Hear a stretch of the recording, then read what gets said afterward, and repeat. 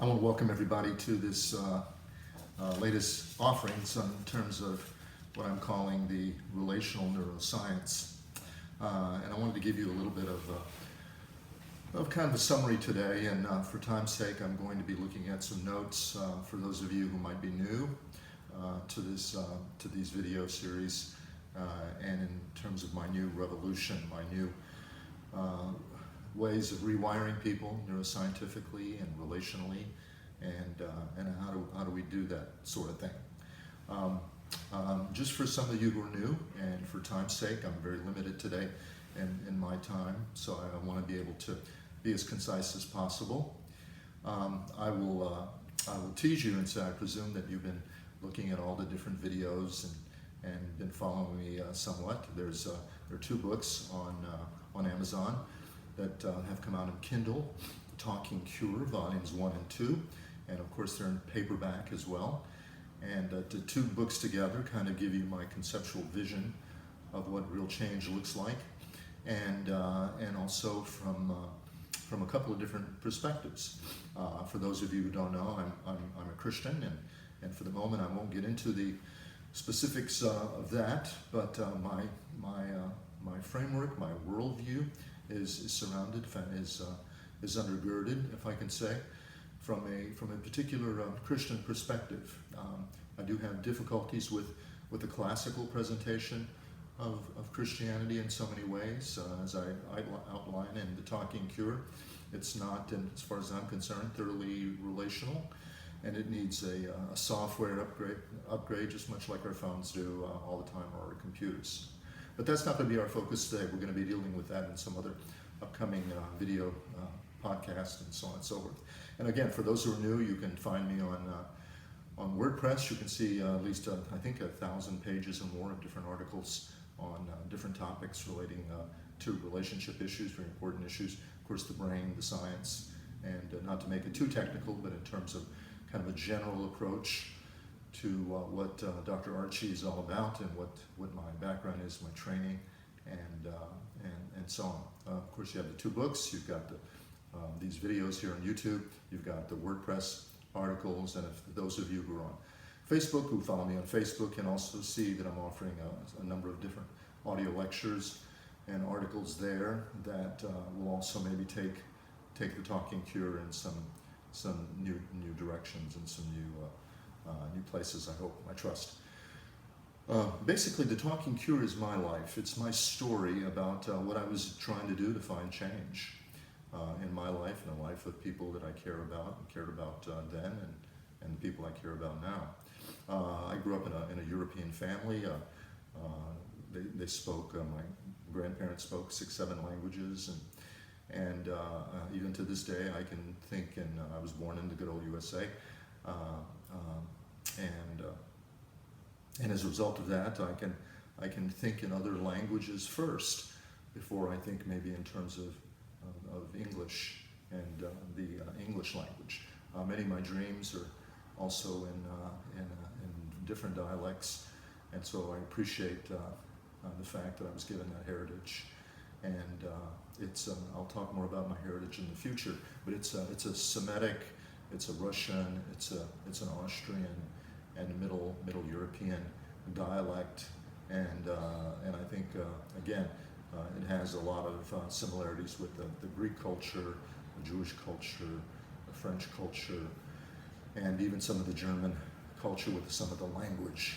So one of the phrases that I grew up hearing was "Chalyan zlacho, chalyan," and that basically means, "Have you had something to eat, son?" And I would say, yes, mom. Yeah, I would be able to do that.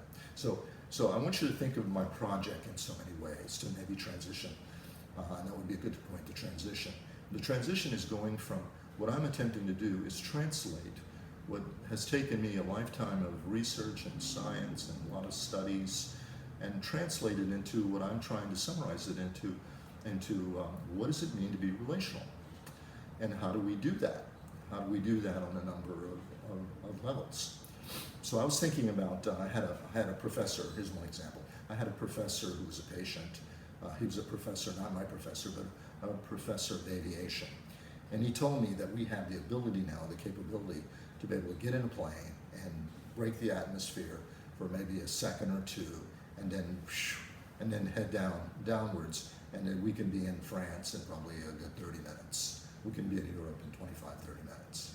And I said, do I have to have a shuttle outfit on, a spacesuit on, or something like that? And he says, no, Doc, you can actually imagine this. He said, next time you can see the shuttle taking off, this may date me a little bit, next time you see the shuttle going up into space, clock it by the time it leaves Cape Canaveral, Cape Kennedy if you prefer, and by the time it gets over Europe, you're looking at 20 minutes, you're looking at 20, 25, 30 minutes, thereabouts.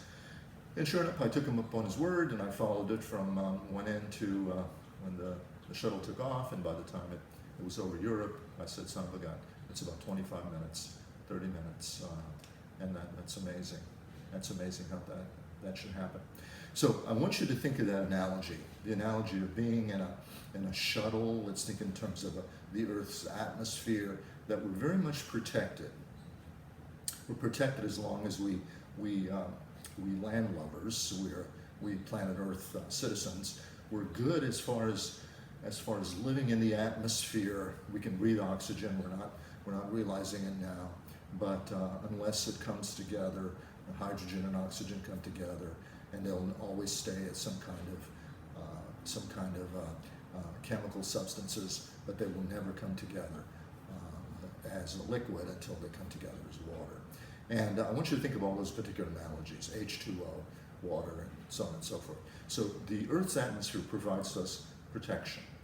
Now, in our culture, it's probably for a good 100 years or more, that we've grown up, I know I did, in terms of a rugged individualistic culture. And that meant take care of yourself, don't trust anybody, don't rely on anybody to do anything for you. Lower, if you're coming from a spiritual Christian background, my Christian circle said, lower your expectations. You just have too many expectations for people, and that's your problem. You shouldn't have any expectations.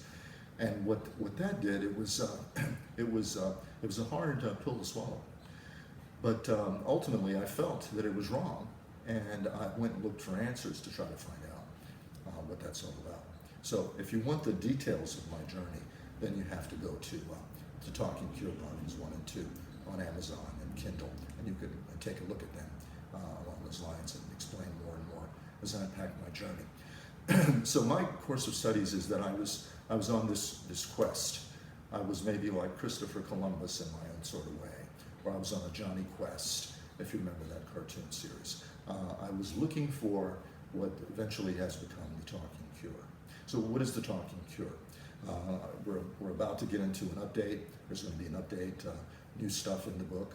There'll be some other new books coming out that are along these lines that will continue to academically, from a academic intellectual perspective, support my findings that the Talking Cure is the combination of relationships and thoroughly understanding how to make them work, and then to take them together with the latest sciences, brain mapping, neuroimaging, transcranial magnification, where you can actually look at the brain in real time and see what's going on.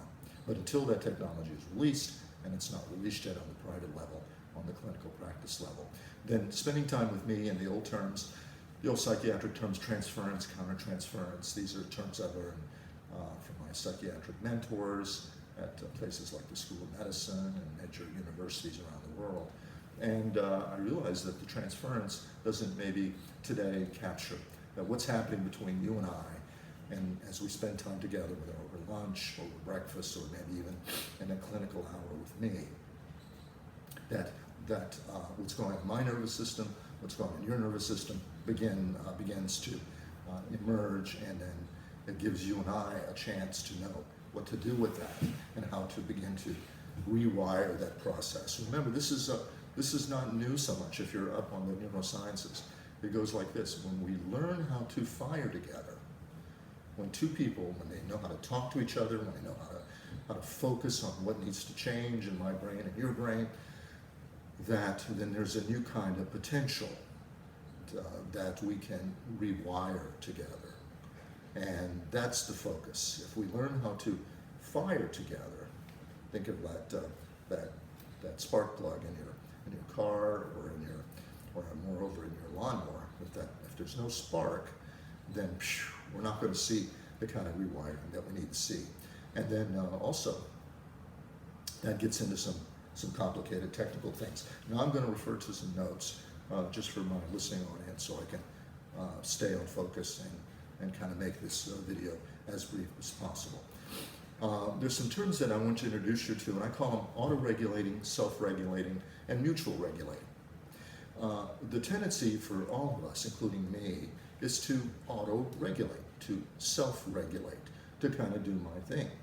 It's like the little girl who's 4 and her daddy says to her, "Let me tie your shoes, honey," and she says, "No, I'm going to do it myself." That's a cute thing. That's a good thing. You want your little girl to learn how to tie her shoes, but you also want to teach that little girl and teach us as adults is how to rewire together, how to regulate each other. So one of the mistakes I think our culture has made, and I think our modern medical world, our modern world of brain sciences, is that we're still encouraging and teaching people just to take care of yourself, just to mind your own business, as we might say, instead of learning how to bubble up, learning how to connect, stay in the Earth atmosphere. Because the folks, back to that analogy, once we start leaving the atmosphere, then maybe all bets are off. Then we're going to get in some potential problems, lack of oxygen. We're going to experience the harmful rays of the sun, and so on and so forth. So the Earth's atmosphere, what the atmosphere on Earth provides human beings, that the protecting each other nervous system is the analogy, is what we need to do with each other. Now, I'm afraid, at least in my circles, in my church circles, in my spiritual circles, in your synagogue, maybe it's different, or maybe in your mosque it's different, but in my sense of my spiritual community, it's still largely very individualistic. And I think this is what makes the private practice a very difficult place, because ultimately we want to create the kind of context, create the kind of relationship, or that transference from a psychiatric perspective.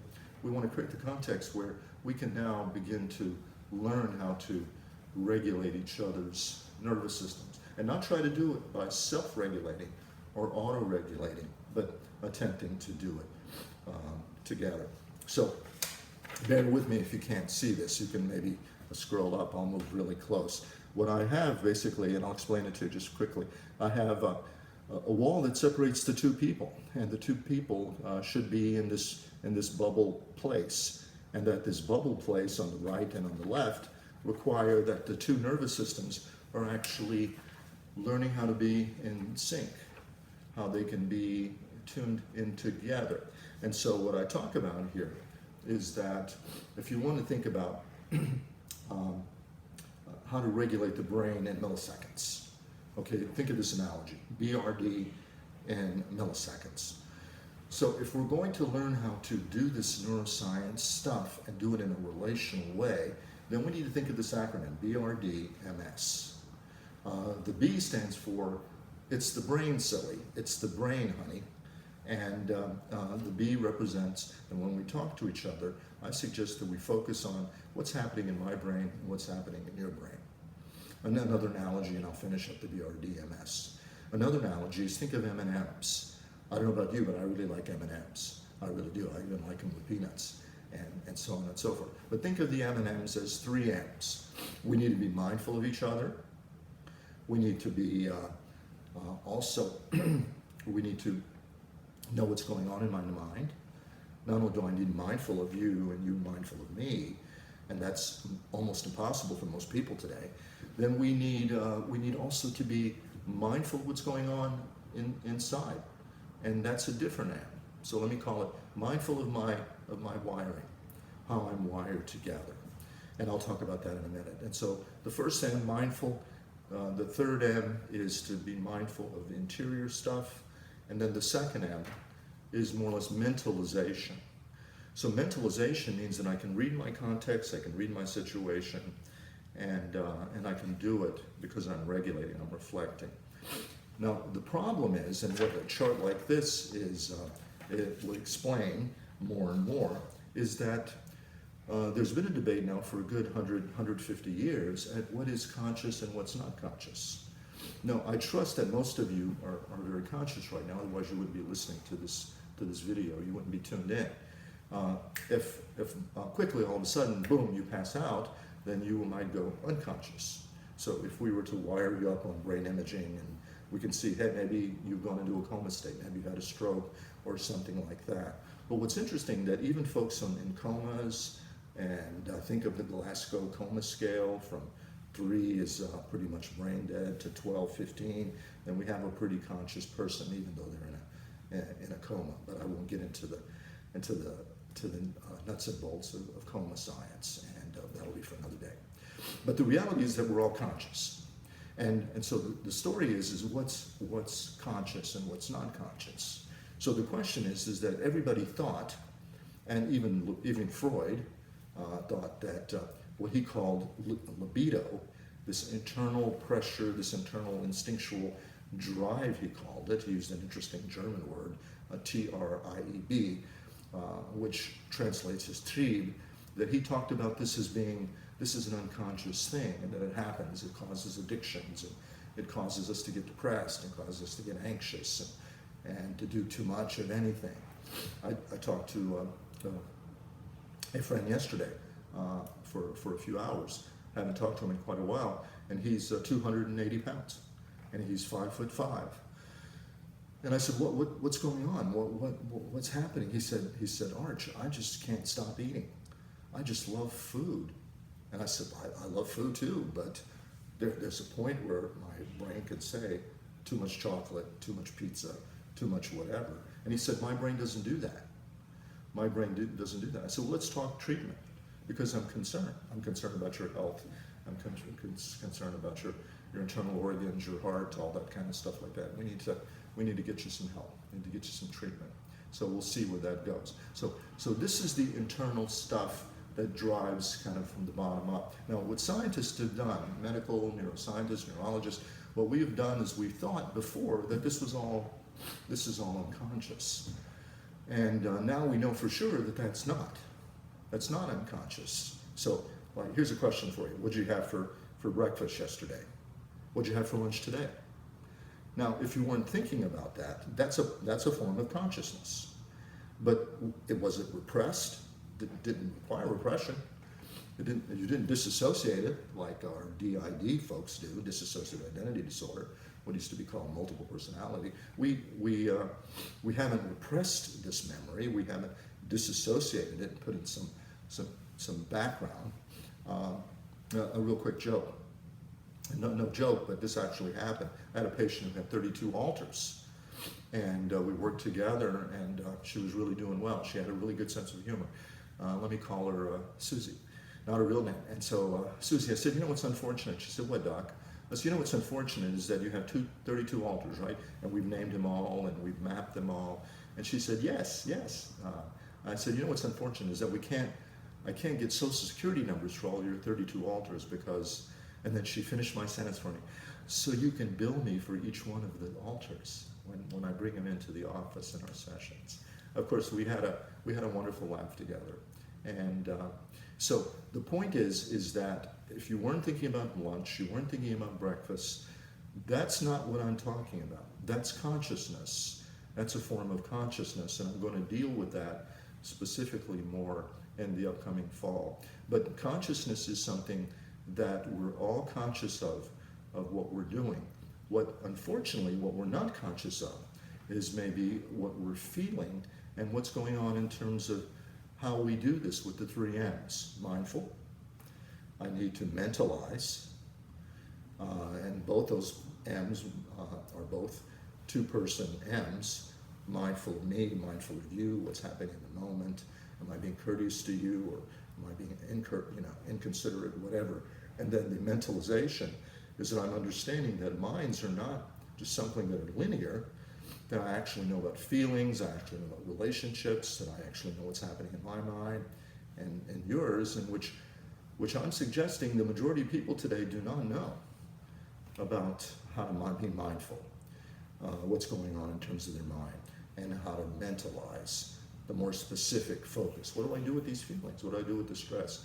What do I do with all this? And of course, then the 3rd M again was I need to know the dynamics. I need to be mindful of these different dynamics, and that would help me understand what is the story of Arch, what is the story of Archie, what is the story of you and you and me. So back to the acronym, BRDMS. So in order to learn about neuroscience, learn about relationships, then we need to understand that B is there's the brain at work, and that the brain is not the mind, and the mind is not the brain. That's a very important distinction. So we have three things on the plate right now. I have a brain that functions and takes care of everything. I have a mind, which is part of that B. It's just not revealed yet. It's there, and the mind is not the brain, and the brain is not the mind. So when I see my psychiatry folks, my psychology folks, they say, you know, you've lost your mind. And then when I see my Christian folks, my spiritual folks, you know, psychiatry, psychology has lost its mind, and you guys have lost your soul. And so the soul is very important to Christian people in particular. But again, that won't be our focus today. And I'll be dealing with that in terms of dealing with modern day dualism, which I think needs an update because it doesn't quite convey what's happening in terms of the neurosciences and relationships. And dualism, that there's a body and that there's a soul, that they tend to split us up. And that again doesn't seem to scientifically, maybe or theologically convey what's really happening. So back to the BRD, trying to stay on focus. So the B is the brain. You know, I need to know what's going on in the brain, and that's what I'm trying to do in these very brief videos. Just provide some kind of understanding, knowledge of that. R, we need to learn how to regulate. That, I believe, is a science, much like learning how to play tennis, playing golf. We need the skills. We need to learn how to do this. And I believe I can teach you how to do this within a few months, where you can have a working knowledge, and then with more time together, then we can really go places. Maybe you can play tennis at 5 levels for my tennis aficionados out there. So the BRD, then the D represents development, that you and I both have a story. We have a story to tell. And this is the story of my life. It's the story of how I dealt with connections and disconnections, how I dealt with relationships, and why do we become more like our family members? How does this imprinting begin to really take place in our life? And the D also represents something really complicated issues in brain science called declarative memory and non-declarative memory. So back to that conscious point, that most of what we do is nonverbal. It's nonverbal, it's autonomic, it's automated, it runs itself. This is again, that TRIEB, that German word, that we're being run from the bottom up, and that's the part that's conscious. And what's not conscious is what I'm doing with that.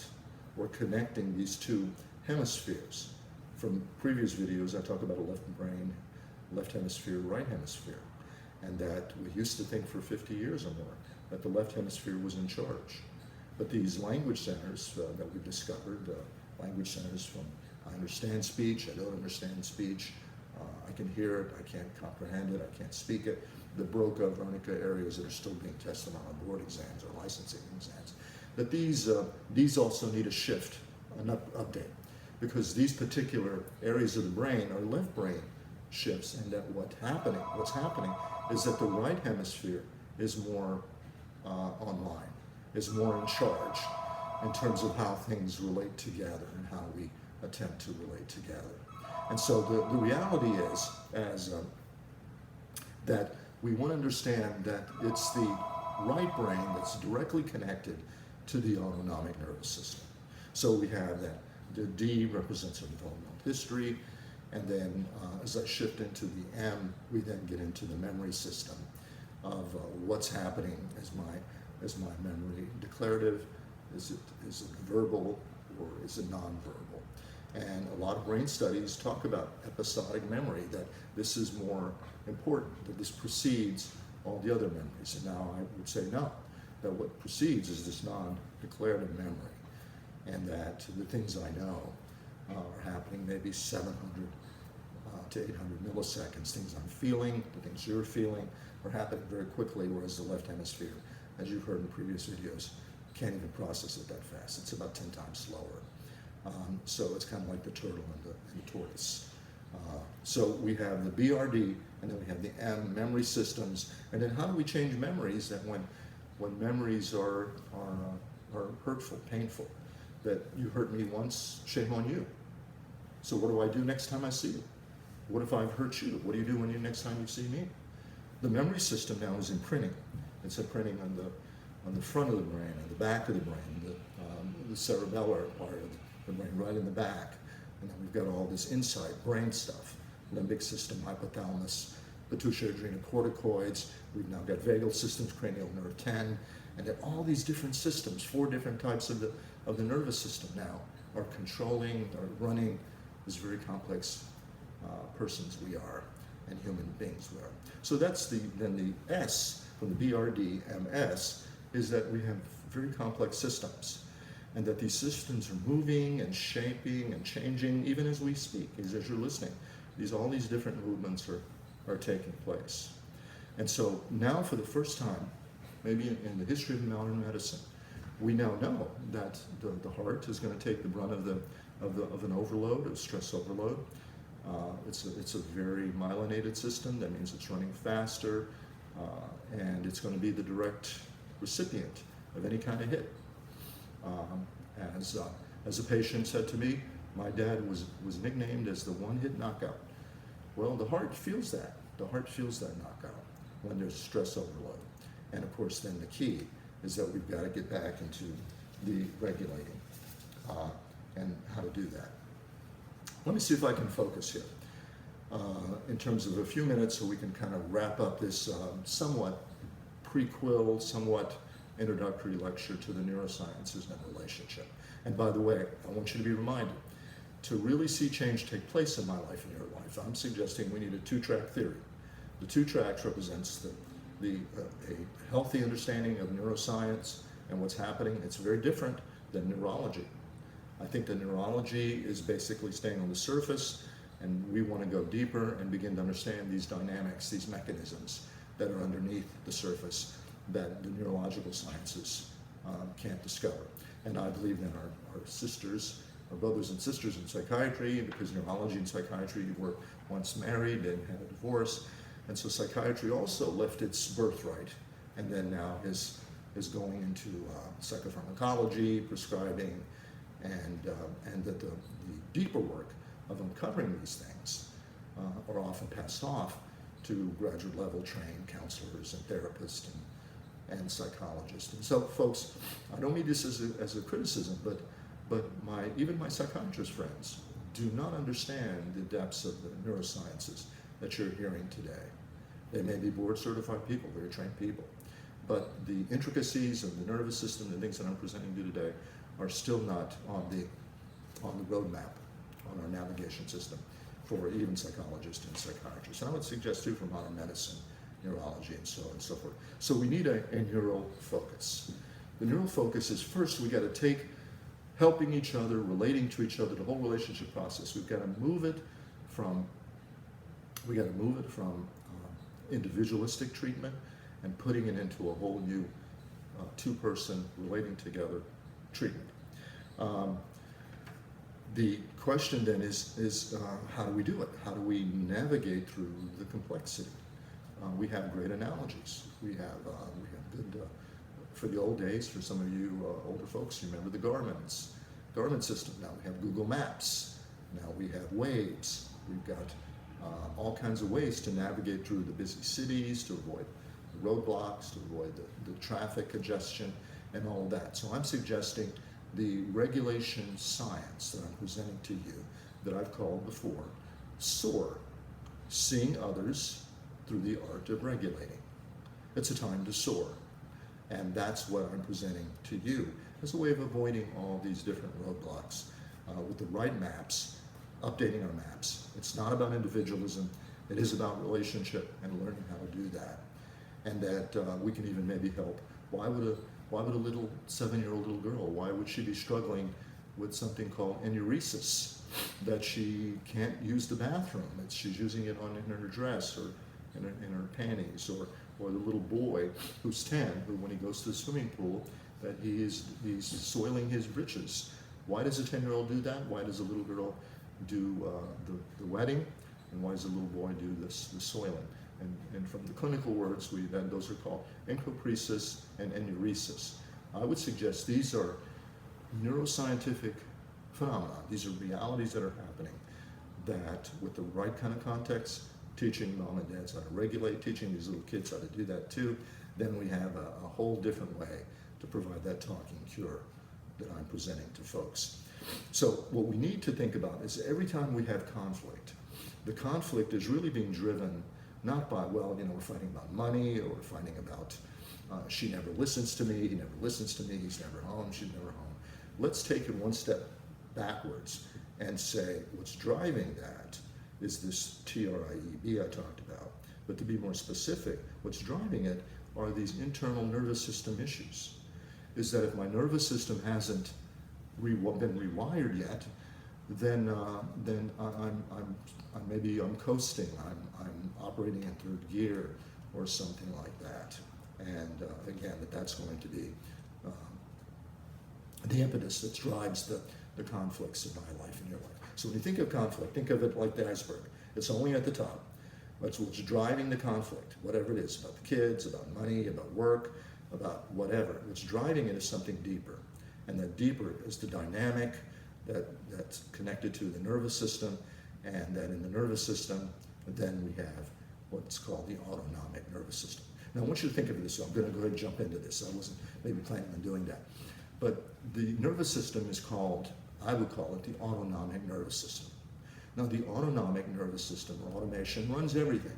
Our breathing, our heart rate, and everything we're doing now, our consciousness, is controlled by the autonomic nervous system. Or just think of it automatically, what happens automatically. And so when I asked you about lunch or breakfast, you weren't thinking about it. Again, that's a cortex issue, a frontal cortex, a higher level cortex issue, but you were able to retrieve that and pull it back. So that's one example. But what's driving the bus, the engine to your life and my life, what's driving the bus is this autonomic nervous system. And that with that, there's a brake pedal and a gas pedal. So think of it this way. When there's conflict in our lives, then the gas pedal, when there's a lot of stress, the gas pedal begins to stick. Now what's supposed to happen is that the brake pedal in the nervous system is supposed to pull back, slow it down. We can think of bipolar people, or it's not because they don't have enough neurochemicals, not enough lithium or not enough dopamine or something, or Seroquel. It's more than that. So it's the gas pedal on the autonomic arousal system is being pushed up. Life, relationships, conflicts, it's driving the bus, and then so the gas pedal can get stuck. So what's supposed to happen automatically in my life and your life is that the brake pedal is supposed to come alongside and say, stop, time out, slow it down. Let's take off the cruise control and let's bring it down. When those two systems, the hyper-arousal and hypo-arousal, don't confuse that with the comedians from the past. Groucho, Marco, hypo, all that stuff. These are nervous system realities. Hyper, I'm just really stressed. Hypo, I'm really down and out. When you decide to have some lunch today, or if you already haven't had lunch, or maybe later, you're going to be thinking then what's going to happen is that brake pedal is going to slow things down for digestion, and so you can swallow, so I can swallow. So things need to be nice and calm, and so on and so forth. So when somebody says, I can't eat, I can't swallow because I get too nervous, well, there's the gas pedal, and the brake pedal must not be functioning. And so the brake pedal, the parasympathetic nervous system, is the brake pedal. So let's slow this baby down. Or the sympathetic nervous system, I'm running high, I'm fast, I'm in the fast track. You see, folks, when these two systems are malfunctioning, that this third system is supposed to slow it down. And this is what regulating is supposed to do. It's supposed to help us, sort of, let's call it something, homeostasis. It's supposed to provide that nice balance and regulating that we all need. And folks, let me kind of summarize this. There has been very few new ideas since the 1970s. And even this neuroscience wasn't really complete until somewhere in the 1970s. Neuropsychology emerged. The kind of neuroscience that I'm talking about began to emerge. And what's emerging is that we can heal each other when we learn how to connect together, when we learn how to relate together. So what we settle for is disconnection. We've been wired for connection. And Dr. Arch wants to teach us the relationship in neuroscience, teach us how to do reconnection. Let's not settle for disconnection, and let's learn how to do reconnection. And so the status in the 70s and 80s, then when this new science was beginning to emerge, then what was driving the bus for those 20 years or so, and my early training was all about medication, psychopharmacology. I went to some really good places. I went to Harvard and studied medication with the best psychopharmacology, and I realized, hey, I thought this was going to be the best game in town, and then I came to reality after seeing hundreds and hundreds of patients that it's not working, folks. And then that's when the neurosciences began to become more and more prevalent. And I think that what's happened is that even the scientists back in Europe, from Vienna to France to Germany to even in London, back in this time period from about 1860 to about 1888, that this particular 28, 30-year period, that these neurologists, these medical doctors, the geniuses of the planet, came to the same realization: we can't finish the job. I can't finish the project. And the project is how to help people really get rewired, really change. And so they left the project and they abandoned it. They said, not abandon it, forget about it, and we're never going to do it again. But they said, we can't finish. So we have to put the tools down, put the structure down. We can't finish building the construction, the house, the bank, so we have to put it down. Now, here's where a lot of people in school have misunderstood where all this is going. The project was never abandoned in the sense of, it's futile. The project now is the reality. We can finally complete the job of helping people deeply change through learning how to connect together, learning how to relate. And it takes neuroscience, some of the things you're hearing today, and then it takes a thoroughly relationship model to put it together. So when people ask me, well, you're one of these old scientists, you follow these old folks, you know, the Freuds, the Broca's, the Wernicke's, the Charcots, that you follow all these people? And I said, look, I'm only here to tell you one thing. I'm only here just to finish the job. I'm here to get the project finished. That's all it is. I'm not so much about the labels, so I'm not following anybody, really. I'm reading the sciences. I'm reading what relationships are all about. And it's a mistake for me and for you to separate neuroscience from relationships and vice versa. A story I'll tell you as I cap this together, as I bring it to a close here. A story, you might have heard this before. I was having dinner with a friend of mine who's a very smart guy, and he has a PhD in counseling, and we were having dinner together. And he said, you know, Archie, I think I have a bone to pick with you. And I said, okay, what? His name's Gary. And I said, what, Gary? And he said, I don't like your saying that we can't really treat patients if we don't do it in a neuroscientific way. We can't really do it. I can't treat patients, according to you. Or he said, I prefer clients, the word client, you like patients. And I said, well, you know, the reason I don't like clients, because we call clients in real estate, we call clients in our insurance company, we call clients in so many ways. And I think that what I'm doing is actually a medical procedure. It's just as much medical as when you go see your internist, just as much medical when I go see my kidney specialist, my nephrologist, and so on and so forth. He said, so is that what you're saying? We can't really treat patients? And I said, no, that's not what I'm saying to you, Dr. Gary, but let me make it clear so you can understand. If you want to do a thorough job, if you really want to see people really change, then you really have to know how neuroscience and relationship go together. A time to soar through the talking cure. I want to thank you for listening. I will go into more depth in the days to come, and I just appreciate your time, and take care, and see you soon.